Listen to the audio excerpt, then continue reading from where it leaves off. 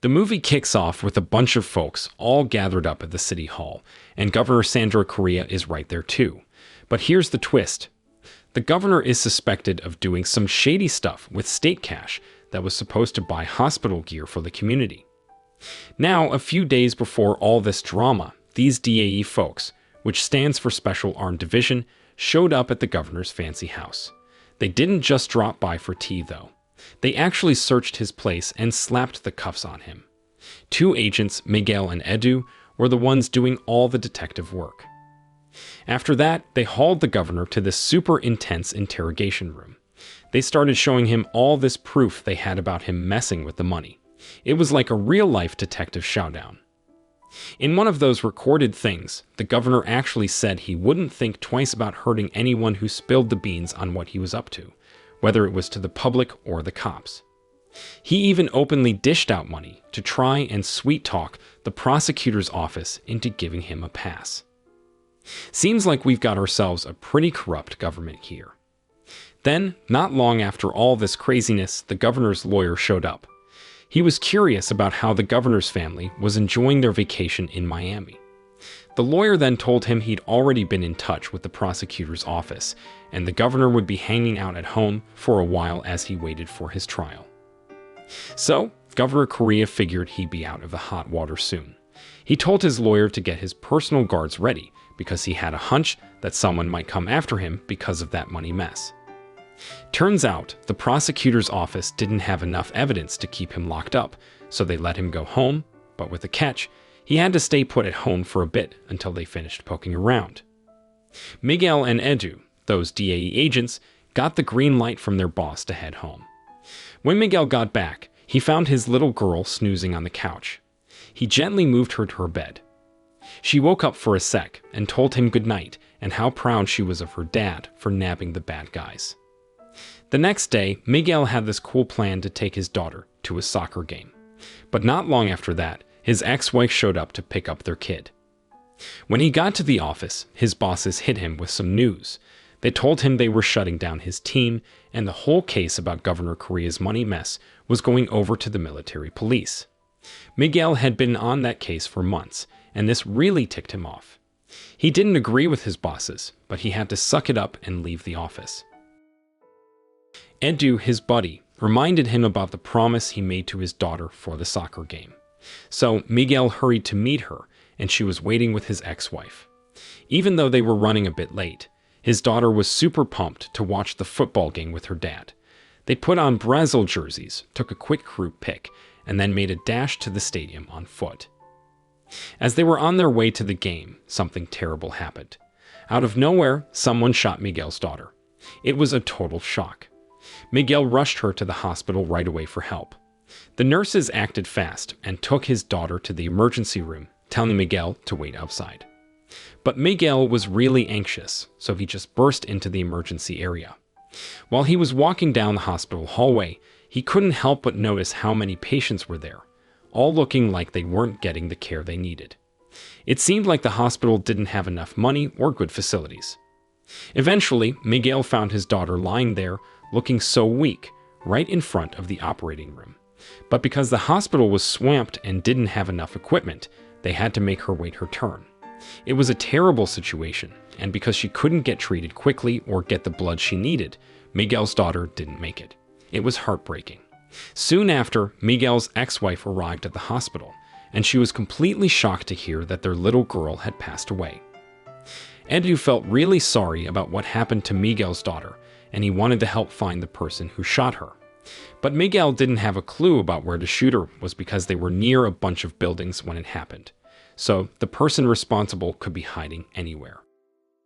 At the same time, Miguel was really upset about how the hospital didn't have what it needed to save his daughter. He believed that if the hospital had better facilities and equipment, his daughter might still be here. He thought that no one should have to suffer and be neglected like that until it's too late. In the middle of all his misery, Miguel found out that Governor Correa had been declared innocent of that money mess that got him into trouble before. With no more legal issues hanging over him, Correa boldly declared he was running for president. He even made big promises about boosting the budget for health and public hospitals to make life better for Brazilians. But Miguel was beyond furious with Correa. He saw right through all the lies and empty words. So he joined a crowd of protesters at the city hall and took on the cops there. Miguel went full stealth mode, wearing a mask, and someone in the crowd recorded it all. After taking down Correa's bodyguards, Miguel finally reached the governor at City Hall. He did what he felt he had to do and put an end to the corrupt governor who indirectly caused his daughter's death. It was a real showdown. The next day, Gomes got together with his politician buddies and urged them to back his son for president to replace Correa. You could tell they were all pretty surprised by this suggestion because Gomes' son didn't really seem fit to be president. When they voiced their concerns, Gomes got pretty mad and threatened to spill the beans about the corrupt stuff these politicians were up to Minister Regina. A few days later, Miguel decided it was time to get back to work. He didn't want to keep drowning in sadness after losing his daughter. Miguel and Edu were put on the job to look into the chaos that happened during the protest. Their team managed to round up some folks who seemed like they might have been the brains behind the mess. Miguel even recognized one of the women who was a suspect, probably from when he was doing his thing during the protest. To keep his own cover safe, Miguel volunteered to question this woman, who turned out to be a programmer named Nina. So, here's the deal. Nina knows that Miguel is the guy who went after the police during that protest. She tells him she's got video proof of his actions right on her phone. Miguel doesn't have much of a choice, so he agrees to let Nina go and goes to grab her phone before his colleagues catch on. Now Nina decides she wants to help Miguel dig into this shady business with the stolen medical funds and hospital gear. Miguel figures he can't handle this on his own, so he agrees. Nina's got some skills, and she manages to hack into Correa's personal laptop. They uncover some serious dirt on the people involved in that money mess, and it turns out it's none other than Gomes and his politician pals. Without second thoughts, Miguel gears up and goes after each one of those corrupt officials and politicians who are also responsible for his daughter's death. He's wearing that same mask as his disguise. It's a showdown, and Miguel's not holding back. People started buzzing about the politicians dropping like flies. Nina, who knew Miguel was behind it all, went to her boss and wondered if the person responsible for offing these corrupt officials could be seen as some sort of hero. Later, Miguel swung by Nina's workplace and asked her to use her skills to uncover who was funding the campaigns of these crooked politicians. At first, Nina wasn't too keen on the idea, but then Miguel sweetened the deal. He promised to help reduce the sentence for Nina's mom, who was in prison because she got blamed for something she didn't do. Nina paid her mom a visit in jail and started talking about the importance of truth. Her mom had a different take, though. She said truth is kind of like an illusion because what's true for one person might not be the same for someone else. After chatting with her mom, Nina decides she's on board with helping Miguel find the person who bankrolled Correa's campaign and other shady politicians. It turns out it's none other than Gomes. Nina gets her hacking skills into gear and taps into a surveillance camera system in a building where Gomes is about to meet Regina. Meanwhile, Miguel doesn't want people getting suspicious because he keeps vanishing, so he pretends to be assisting Edu. Edu's on the case of a serial killer who's been taking out corrupt officials one by one. They call this killer the Awakener because he's like some super skilled special forces guy. He's a pro at handling weapons, leaving no traces behind, and taking someone out with just one hit. Now Miguel knows his buddy Edu is starting to catch on, so he suggests Edu take a break and put his work on hold for a bit. After lending a hand to Edu, Miguel heads off to do his own thing. Now on the flip side, Edu managed to figure out who the Awakener was going after next, and it turned out to be Minister Marta Regina. Edu tried to reach Miguel to give him the heads up and told him to hustle over to where Minister Regina was meeting with Gomes. But for some reason, Edu couldn't get in touch with Miguel, so he went on his own. When Edu got there, he finally came face to face with the Awakener, who turned out to be none other than Miguel himself. Miguel didn't want to fight Edu, so he tried to make a run for it, but he got shot. That's when he decided to call off his mission to take out Regina and took off. Miguel bumped into Nina, who helped patch up his wound. The day after, Miguel and Edu spilled the beans about their investigation findings to all their colleagues. They had some solid proof that Minister Regina had teamed up with Antero Gomez, the guy who funded those corrupt politicians' campaigns. Miguel, Edu, and a team of investigators decided to dig deeper into Minister Regina's dealings. But their higher-ups showed up not long after and shot down all the work Miguel and Edu had done. They basically told them to stop poking around in Minister Regina's business. This strongly hinted that their bosses might have been bribed by Gomez.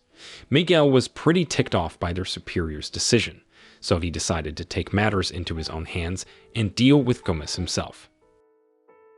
Meanwhile, over at Gomez's place, he was having dinner with some other big-shot officials who had a ton of power in the government. Gomez's son was there too, looking kind of uneasy around these important folks. He took a break and talked to his mom, revealing that he wasn't really ready to be president, but he didn't want to disappoint his dad, so he went along with it. So, Gomez, upon hearing his son's hesitation, tried to reassure and motivate him. But little did they know, Miguel was already on the move and shot Gomez's son, ending his life. Miguel did this on purpose to get Gomez to confess to his wrongdoing, but shockingly, Gomez turned his son's death into a chance to gain sympathy from the public.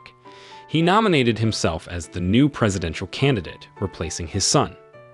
Gomez had also been investigating the deaths of his colleagues. He had his lawyer, a guy named Sequeira, look into it.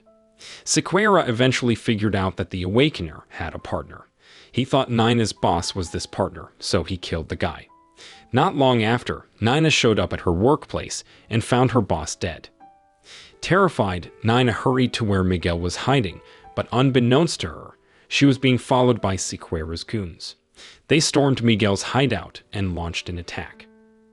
In the chaos, Sequeira took Nina hostage and made a deal with Miguel to save her life. He ordered Miguel to kill another presidential candidate named Julia Mikado. Miguel had no choice but to go along with Sequeira's request to save Nina. Before long, the police showed up at Miguel's hiding spot because neighbors reported hearing gunshots. Edu and his team, who were also investigating, figured out it was the place where the Awakener had been hiding. But what really stunned Edu was finding out that the Awakener was none other than his best friend, Miguel. He realized this when he stumbled upon Miguel's cell phone at the scene. Knowing that the Awakener was going after Gomez, Edu hurried to the location of a presidential candidate debate, and Miguel was also headed there to take out Julia. When Miguel got to the debate spot, he was all set to harm Julia, even though she was an honest politician. But right when he was about to pull the trigger, Edu stepped in and stopped him. They ended up in a fierce fight, but they were both trying not to kill each other. Edu begged Miguel to stop everything because, in Edu's eyes, if Miguel kept on this path, he'd be no different from the corrupt folks he was going after. But Miguel didn't seem to care. On another note, Nina, who was being held captive by Sequeira, saw her chance when he let his guard down and fought back until she seriously hurt Sequeira. Miguel ended up getting arrested for the murders of those corrupt officials. Edu hoped to change Miguel's mind, so he brought in Miguel's ex-wife. She tried to persuade him by saying that their daughter would be really embarrassed if she found out what her dad was up to now. She said their daughter wouldn't be proud of him. While in prison, Miguel caught some news on the TV that Gomez was getting more support from the public because of his son's death. People were sympathizing with him and backing him up. Just as Miguel was about to be questioned, one of his higher-ups, Deputy Diaz, tried to off him. But Miguel turned the tables and took down the man.